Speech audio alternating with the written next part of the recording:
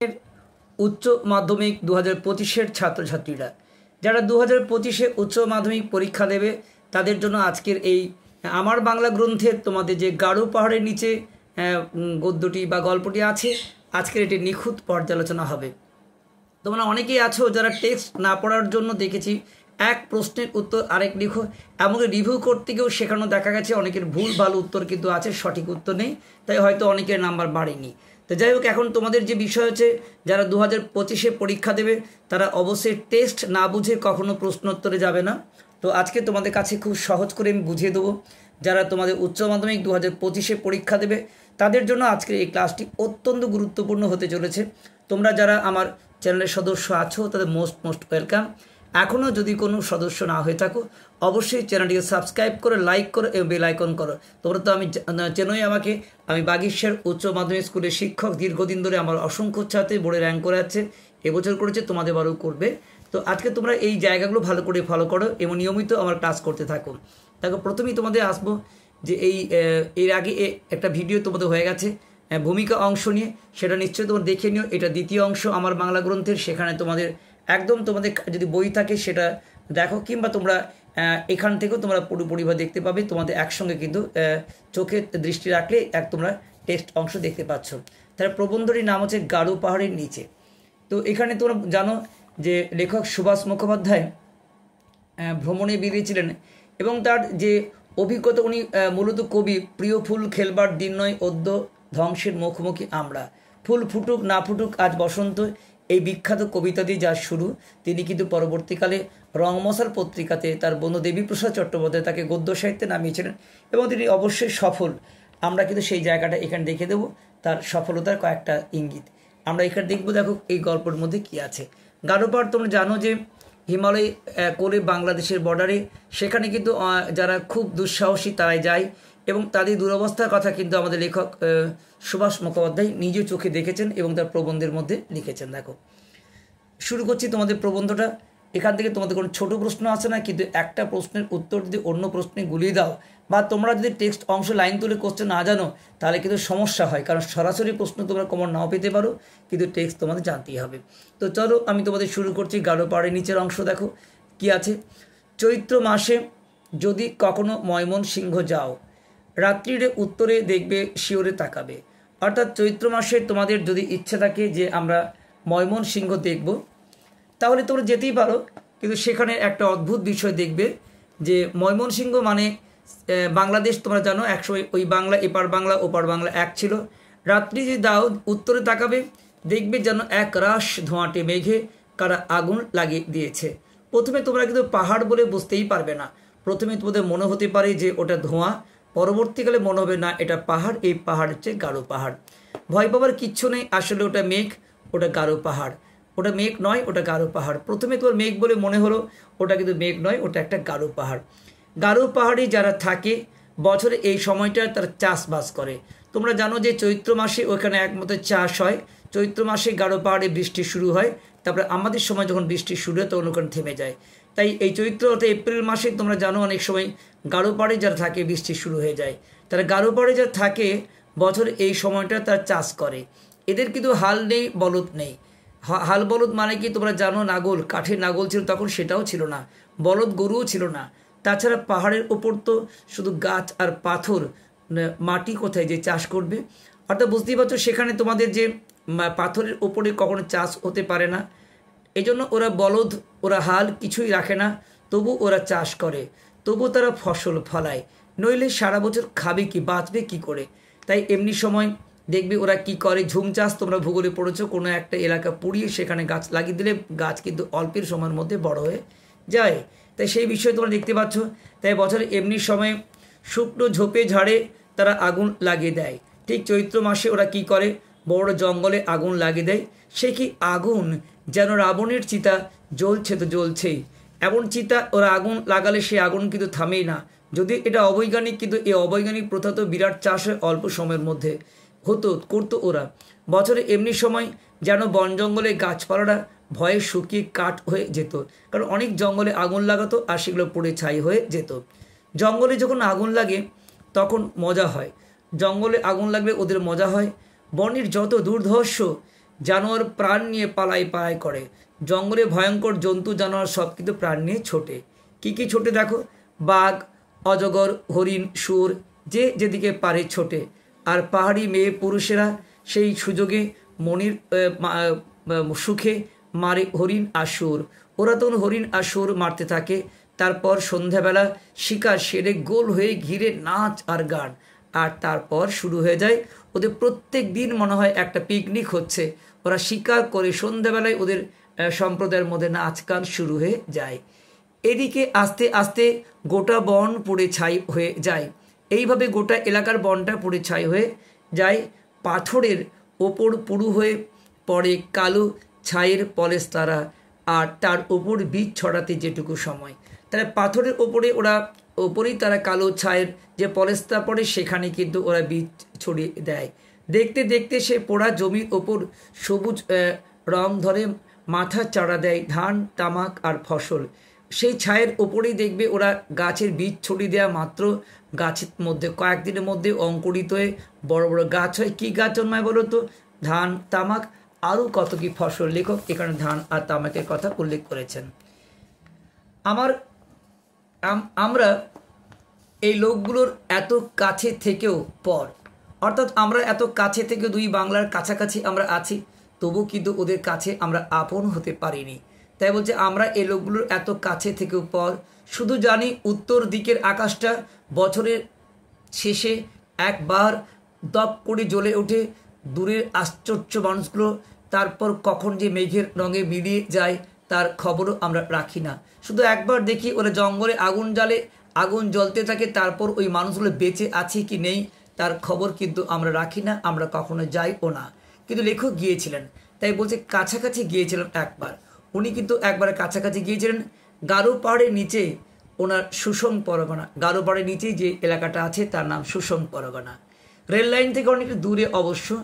গাড়ি যাবার যে রাস্তা, সেই রাস্তার যদি কখনো যাও কান্না পাবে। এতই বাজে রাস্তা, তোমার কিন্তু কান্না পেতে পারে। তার চেয়ে মনে হবে হেঁটে যা অনেক আরাম। এতই দুর্গম বাজে রাস্তা, তোমার শুধু মনে হবে যে সেখানে হেঁটে যা অনেক আরাম।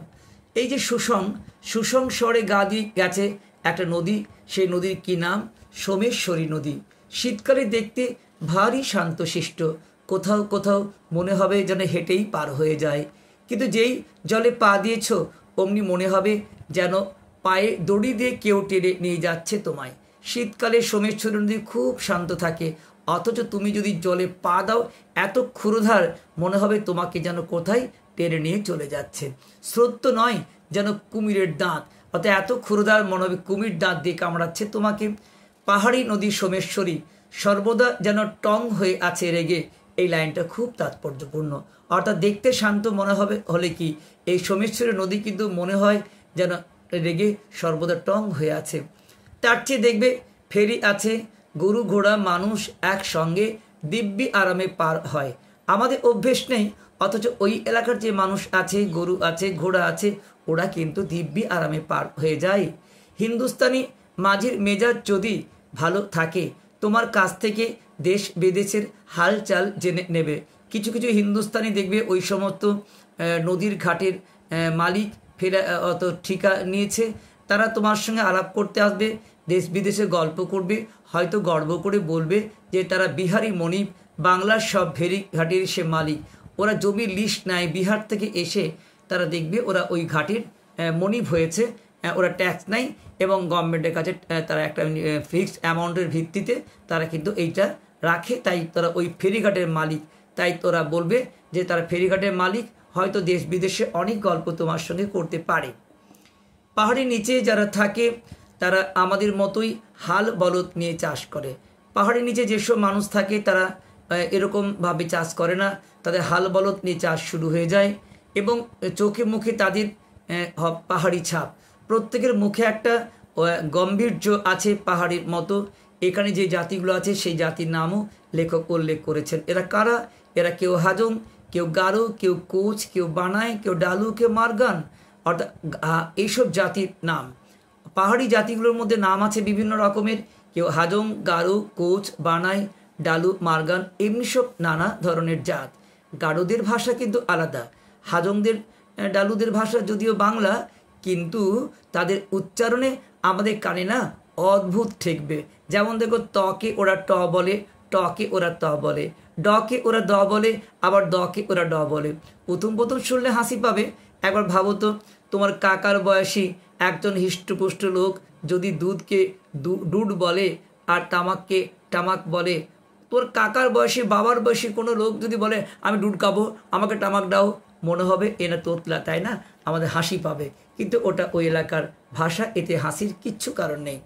এই অঞ্চলে গারোদের ঘর থেকে দেখলেই চেনা যায় ওদের ঘরগুলো, মাচা করে বাঁধা আছে ঘরগুলো। দেখো, যেহেতু ওখানে বন্য পশুর আক্রমণ, তার জন্য ওদের এবং ওরা ঘরগুলো মাচা করে বেঁধেছে। মাচার উপরে যেখানে ওরা শোয়া সেখানেই রান্নাবান্না সব কিছু। হাঁস মুরগিও ওই একই উচ্চাসনে থাকে। বুঝতেই পারছো, বিভিন্ন কারণে এরা মাচা করে থাকে। প্রথমত বন্য জন্তুর আক্রমণ, দ্বিতীয়ত রান্নাঘরটা উপরে থাকছে অ্যাটাচ রান্নাঘর, অ্যাটাচ তোমাদের পশুপালন। হাঁস মুরগিও ওই একই উচ্চাসনে বসা। হাঁস মুরগিও যাতে কোনো পশুরা নিয়ে চলে না যায়, তাই ওদের গৃহপালিত হাঁস মুরগি ওরা, এবং রান্নাঘর সবই উঁচু মাচার ওপরে। এটাই হচ্ছে পাহাড়ি স্বভাব। বুনো জন্তু জানোয়ারের ভয় এই ব্যবস্থা বলে দিচ্ছে। পাহাড়িদের এটাই অভ্যেস, ওরা বন্য জন্তু জানোয়ারের জন্য মাচা বেঁধে থাকে, এটা ওদের পাহাড়ি স্বভাব। এই অঞ্চলে দেখো, এই অঞ্চলে হাজংদের সংখ্যায় সবচেয়ে বেশি। যতগুলো জাতি বললাম তার মধ্যে হাজংরা সংখ্যায় সবচেয়ে বেশি। হাজং কথার মানে নাকি পোকা, এবং তাদের মতে পাহাড়তলির এই অঞ্চলে হাজংরাই প্রথম আসে।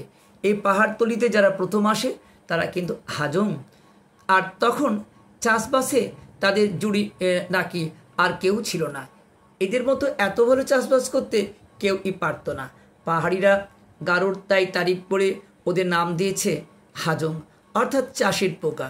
এই জন্য ওদের নাম দেওয়া আছে কি, চাষ পোকা। ধানের ক্ষেত দেখলে কথাটা বিশ্বাস না করে উপায় নেই। এত ধানের ক্ষেত তোমার হয়তো বিশ্বাসই হবে না। একটু কষ্ট করে যদি পাহাড়ে না হোক একটা টিলার ওপরে ওঠো, দেখবে ওই উঁচু থেকে নিচের দিকে তাকালে মনে হবে পৃথিবীটা সবুজ আর সবুজ। যত দূর দেখা যায় শুধু ধান আর ধান, একটা সীমাহীন নীল সমুদ্র যেন আহ্লাদে হঠাৎ সবুজ হয়ে গেছে। অর্থাৎ সত্যিই তোমাকে মনে হবে বাতাসের ঢেউয়ে নীল সমুদ্র বোধহয় একটা উচ্ছ্বসিত হচ্ছে। অর্থাৎ এত বড় সবুজ বাগান, মনে হবে এগুলো সমুদ্রের ঢেউ। কিন্তু দেখো, এত ফসল, এত প্রাচুর্য, তবু কিন্তু মানুষগুলোর দিকে তাকালে মনে হবে জীবনে ওদের শান্তি নেই। একটা দুষ্ট শনি কোথাও ওদের আনাচে কানাচে লুকিয়ে আছে। ধান কাটার সময় বাড়ির মেয়ে পুরুষ সবাই কাস্তে নিয়ে মাঠে ছুটবে, পিঠে আটি বাঁধা ধান নিয়ে ছোট ছোট ছেলের দল কুজো হয়ে খামারে জুটবে, কিন্তু মাঠ থেকে তোলে সবটাই ওদের ঘরে আসে না। এত কষ্ট করে ওরা ধান চাষ করে, এত কষ্ট করে ওরা পিঠে আটি বেঁধে ছোট ছোট বাচ্চাগুলো পর্যন্ত কুজো হয়ে মাঠে কাজ করবে, কিন্তু মাঠ থেকে দেখবে ওদের পাকা ফসল সবটা আর ঘরে আসে না। পাওনা গন্ডা আদায় করতে আসে জমিদারে পাইক বরকন্দাজ, জমিদারের কর্মচারী, এই যে ভয়ঙ্কর পাইক বরকন্দাজ, এরা সব লুট করে নিয়ে যায়। শেখ মজার ধাঁধা তখন তারা গালে হাত দিয়ে বলে। একটা কবিতা বা ছড়া আছে, সেটা ওরা কিন্তু গালে হাত দিয়ে ভাবতে থাকে। দেখো সেই কবিতাটা এখানে দিয়েছে তোমাদের কাছে।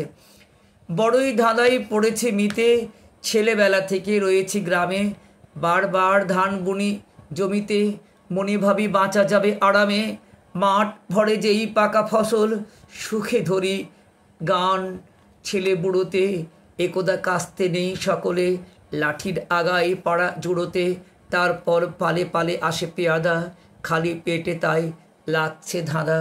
বুঝতেই পারছো যে এমন একটা ধাঁধা, যে ধাঁধা মিতে বন্ধুকে বলছে ছোটোবেলা থেকে গ্রামে আমরা আছি, বারবার আমরা ধান বুনি, প্রত্যেক বাড়ি ধান বুনলে মনে হয় যেন আরামে বাঁচা যাবে, কিন্তু যখন সোনার ফসল ফলে ছেলে বুড়োতে আমরা গান শুরু করি, ঠিক তখনই দেখবে কাস্তে নিয়ে যখন আমরা লাঠির আগাই করে যাই, সেই সময় পেয়াদা এসে সব লুট করে নিয়ে চলে যায়।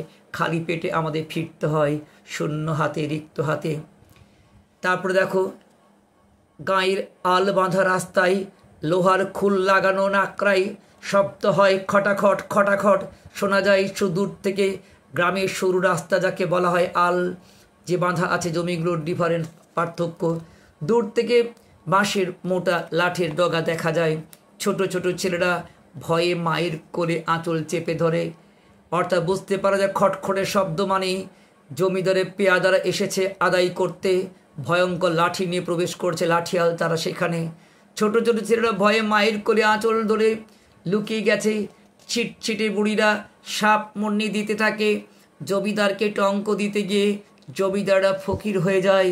এই রকম অবস্থা মর্মান্তিক ভয়ঙ্করভাবে জমিদারের নায়েবরা প্রবেশ করলে গ্রামে তাদের এই অবস্থা হতো। 50-60 বছর আগে এই অঞ্চলে জমিদারদের একটি আইন ছিল। এটি খুব ইম্পর্টেন্ট এবং তোমাদের পরীক্ষায় আসে। তোমাদের দেখো, 50-60 বছর আগে এই অঞ্চলে গ্রামের একটা আইন ছিল যাকে বলা হতো হাতি বেগার।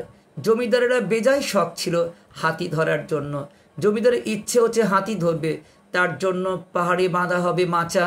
মাচার উপরে সেপাই সান্ট্রি দিয়ে নিরিবিলিতে বসবেন জমিদার। জমিদারের এই হাতি বেগার একটা কর বা ট্যাক্স, এইটা নিতান্তই শখ। তার জন্য যারা হাতি ধরবে তাদের বাড়ি থেকে খাবার নিয়ে আসতে হবে, গোটা জঙ্গলটা বেড় দিয়ে দাঁড়াতে হবে এবং মাচার উপরে সেপাই সেন্ট্রি নিয়ে বসবেন জমিদার নিরাপদে। সেই সঙ্গে পান থেকে চুন না খসে তারও ঢালাও ব্যবস্থা করতে হবে এই অসহায় প্রজাদের। প্রত্যেকে গা থেকে প্রজাদের আসতে হবে নিজেদের চাল চিড়ে বেড়ে, খাবারটাও নিজে বেঁধে নিয়ে আসতে হবে চাল চিড়ে। যে জঙ্গলে হাতি আছে সেই জঙ্গল বেড় দিয়ে দাঁড়াতে হবে, বেড় মানে গোল করে দাঁড়াতে হবে যাতে হাতি বেরোতে না পারে। ছেলে হোক বুড়ো হোক কারো মাপ নেই এই হাতি বেগার আইন খাটতে। যারা হাতি বেড় দিতে যেত তাদের কাউকে সাপের মুখে, কাউকে বা বাঘের মুখে প্রাণ দিতে হতো। এমন এক ভয়ঙ্কর কর ছিল হাতি ধরা, অর্থাৎ হাতি বেগার আইন। জমিদার শখ পূরণ করার জন্য অনেকে প্রাণ দিত এই হাতি। অর্থাৎ জমিদাররা থাকতে নিরাপদে মাচার ওপরে বন্দুক সিপাই নিয়ে, আর অসহায় প্রজারা প্রাণ দিত বনের জঙ্গলের মধ্যে। তোরা বুঝতেই পারছো কি মর্মান্তিক অবস্থা। মানুষ কতদিন এসব সহ্য করতে পারে বলো? তাই প্রজারা বিদ্রোহী হয়ে উঠলো। এটাও ইম্পর্টেন্ট লাইন পরীক্ষা আসে। প্রজারা কেন বিদ্রোহী হলো, কার নেতৃত্বে? দেখো, একজন মাস্টারমশাইয়ের নাম করা আছে, তার নাম গোরাচাঁদ মাস্টার হলেন তাদের নেতা। এবং চাকলায় চাকলায় বসলো মিটিং, কামারশালায় তৈরি হতে লাগলো মারাত্মক অস্ত্র শস্ত্র। শেষ পর্যন্ত জমিদারের পল্টনের হাতে প্রজাদের হার হলো, কিন্তু হাতি বেগার আর চলল না। গোরাচাঁদ মাস্টারের হাতে নেতাও এলো। উনি বললেন, তোমরা কেউ এই রকম হাতি বেগার আইন করতে গিয়ে জীবনে প্রাণ দেবে না, তোমরা অস্ত্র তৈরি করো, লড়াই করতে হবে। তাই চাকলায় চাকলায় মোড়ে মোড়ে তৈরি হতে লাগলো মিটিং, কামারশালায় হতে লাগলো মারাত্মক অস্ত্র শস্ত্র। অর্থাৎ শেষ পর্যন্ত জমিদারের পল্টনের হাতে প্রজাদের হার হলো। কিন্তু জমিদাররা ওদের উন্নত রণকৌশলের কাছে কামারশালায় এই অস্ত্র নিয়ে লড়াই করতে পারলো না, প্রজারাই হেরে গেল। কিন্তু একটা কথা জমিদার ভয় পেয়ে গেছিল। কি করে বুঝলে বলো তো? হাতি বেগার আর চলল না, হাতি বেগার উঠে গেল। তোমরা দেখবে আমাদের অনেক মুক্তি আন্দোলনের ক্ষেত্রে সাঁওতাল বিদ্রোহ দমন করেছে, কোল বিদ্রোহ দমন করেছে, ভিল বিদ্রোহ দমন করেছে, কিন্তু তার পাশাপাশি কিন্তু আমরা যাদের সাঁওতাল পরগনা তৈরি করেছে ওদের নীল বিদ্রোহ দমন হয়েছে, নীল বিদ্রোহ উঠে গেছে, ওদের দাবি কিন্তু উঠে গেছে। হয়তো আপাতভাবে দমন করতে পারে সেরকম, এটাও হয়তো অসহায় প্রজারা হেরে গিয়েছিল, কিন্তু ওদের যে দাবি হাতি বেগার সেটা কিন্তু চিরকালের মতো উঠে গেছে। এখনও চৈতন্যনগরে হিঙ্গুর কোনায় গেলে তুমি ফগ মোড়ল, আমতো মোড়ল এদের বংশধরেরা এখনও বেঁচে আছেন। এখনও নাম করা সব বড় বড় বংশ, কারোর নাম খগ মোড়লের বংশ, কেউ আমতো মোড়লের বংশ। এদের বংশধরদের মুখে তুমি যদি বিদ্রোহের গল্প শুনতে পাবে। ওরা বলবে, থুত্তুড়ে বুড়ো যারা তারাও দুঃখ করে বলবে, সেকালে সর্ষের খেতে আমরা লুকোচুরি খেলতাম, এত সর্ষে হতো সেখানে, সেই জঙ্গলের মধ্যে লুকিয়ে খেলা যেত, মাঠে এত ধান হতো যে কাকপক্ষীরও অরুচি ধরে দিত। ওরা কাকপক্ষীকেও তাড়াতো না, যত খুশি খাও, এত ধান হতো। গোয়ালে থাকতো প্রত্যেকের 60-70টা গরু। সত্যি আমি ছোটোবেলায় নিজে দেখেছি, একটা গ্রামে গেছি, আমারও বাড়ি গ্রামে, সেখানে দেখেছি সত্যিকারে 60-70-100 গরু দেখেছি। এখন কিন্তু একটাও নেই। গ্রামের চেয়ে শহরে গরু বেশি, সবচেয়ে অবাক লাগে। শহরে গরু ছাগল দেখছি, গ্রামে কিন্তু নেই। গ্রামে প্রত্যেকটা গ্রামে থাকতো 60-70 করে গরু। নর্দমায় দুধ একদম ঢেলে দেওয়া হতো, এত দুধ হতো যে ওরা দুধ নর্দমায় ঢেলে দিত। তাহলে বুঝতে পারছো। আর এখন দেখো 1 ফোঁটা দুধের জন্য পরের দুয়ারে হাত পাততে হয়। এমনই আমাদের মর্মান্তিক অবস্থা। তখন কত দুধ হতো, কত ধান হতো, কত সর্ষে হতো। লেখক বলছেন একটা কথা আগে থেকে বলে রাখি, এই অঞ্চলে যদি তুমি কখনো যাও ওরা তোমাকে বাঙাল বলবে, চটে যেও না কিন্তু। বাঙাল মানে বাঙালি। বাংলাদেশে থাকলে ওদের কিন্তু আমরা আপন করে নিইনি, তাই ওরাও আমাদের পর ভাবে। দেখো ভালোবাসা এমন একটা জিনিস যেটা ভালোবাসা দিলে তুমি ভালোবাসা পেতে পারো। লাভ ইজ রিটার্ন টু লাভ, অর্থাৎ যদি তুমি অপরকে ভালোবাসা না দাও তাহলে তুমি ভালোবাসা প্রত্যাশা করো কি করে? তার মানে কি বলো তো, তোমাদেরও কিন্তু ভালোবাসা দিতে হবে। তো সেকালে সত্যিকারের আমরা দেখেছি এপার বাংলা ওপার বাংলা, যে বাংলাই হোক না কেন, যে ধর্মেরই হোক না কেন, যারা বাংলা ভাষায় কথা বলে তারাই তো বাঙালি। ওপার বাংলার যে হিন্দু মুসলিম ভাইরা আছেন তারাও যেমন বাঙালি, এপার বাংলায় যে হিন্দু মুসলিম আছে তারাও বাঙালি। তাই বাংলা ভাষায় কথা বললেই তো বাঙালি, তাই নয় কি? তাহলে বাংলাদেশ থাকলেও আসলে কিন্তু আমরা ওদের আপন করে নিতে পারিনি। তাই ওরাও আমাদের পরভাবে একবার ভালোবেসে দেখো ওরা তোমাকে কেমন ভালোবাসবে। অথচ আমরা সবাই বাংলাদেশের মানুষ, আমরা আজও কিন্তু এক হতে পারিনি। তোমার গল্প এখানে শেষ হয়ে গেল। আজকে তোমার এই গল্পটা শুনে কেমন লাগলো বলো? তোমার কমেন্টের অপেক্ষায় আমি অবশ্যই থাকি, কমেন্ট পড়ি। আর তোমরা চাইলে আমার যে চ্যানেল আছে বাগিশ t.me/বাগিশ এডুকেশন, এখানে বিনামূল্যে তোমাদের কিন্তু আমরা নোট সাজেশন প্রোভাইড করি।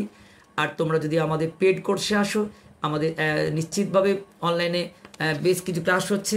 আর তোমরা জানো যে বাংলাতে ভালো নম্বর পেতে হলে যদি একই নোটস হয় তাহলে কিন্তু গড় মার্কস আসার সম্ভাবনা আছে। তাই সবার জন্য আলাদা নোটস আমরা তৈরি করি, যাতে প্রত্যেকে 96, 97, 98 এর প্রচুর নাম্বার আমাদের এরকম পেয়েছে। তোমরা পাবে নিশ্চিতভাবে। ভালো করে পড়াশুনো করে টেস্ট খুঁটিয়ে পড়ো, তাহলে সকলের সাফল্য অপেক্ষা করছে। এবং তোমাদের অবশ্যই 2025-এ কোন প্রশ্ন আসবে সে তো আমরা অবশ্যই বলে দেবো, তার জন্য তোমাদের অপেক্ষা করতে হবে।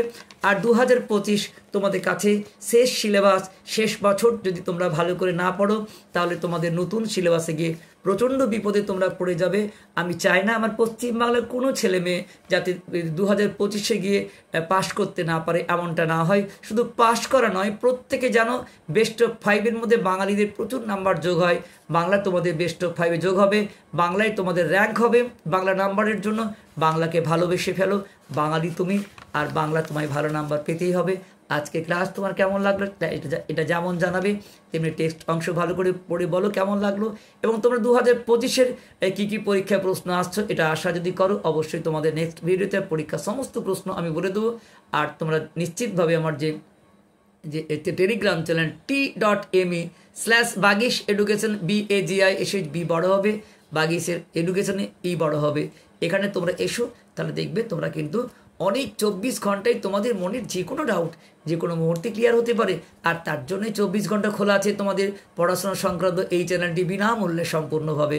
আর তাছাড়াও আমরা অনলাইনে প্রোভাইড করি, স্পেশালি তোমরা যদি আলাদা স্বতন্ত্র নোটস সাজেশন কোচিং পেতে চাও। যাই হোক, তোমাদের আমরা ধারাবাহিকভাবে এই ইউটিউব চ্যানেলের মধ্যে তোমরা কিন্তু পরপর ক্লাস পাবে। আজকে তোমাদের এই 11 নিচে অংশটি পড়ো, বোঝো, তারপর আমাকে কোনো প্রশ্ন থাকলে অবশ্যই কমেন্টে জানিও। বেস্ট অফ লাক, সকলে ভালো থেকো, সকলে উচ্চ মাধ্যমিক পরীক্ষায় 2000-এ সাফল্য অর্জন করো। সকলের সাফল্য কামনা করে আজকে আমি একটাই কথা বলতে চাই যে তোমরা কিন্তু যেহেতু বাঙালি ছেলে মেয়ে, বাংলায় কিন্তু তোমাদের অবশ্যই ভালো মার্কস পেতে হবে, জীবনের সাফল্য পেতে হবে। এই সাফল্যের আশা আকাঙ্ক্ষা করে আজকে তোমাদের ক্লাস এখানে শেষ করছি। দেখা হচ্ছে নেক্সট ভিডিওতে নেক্সট বিষয় নিয়ে। এই পর্যন্ত সকলে ভালো থেকো।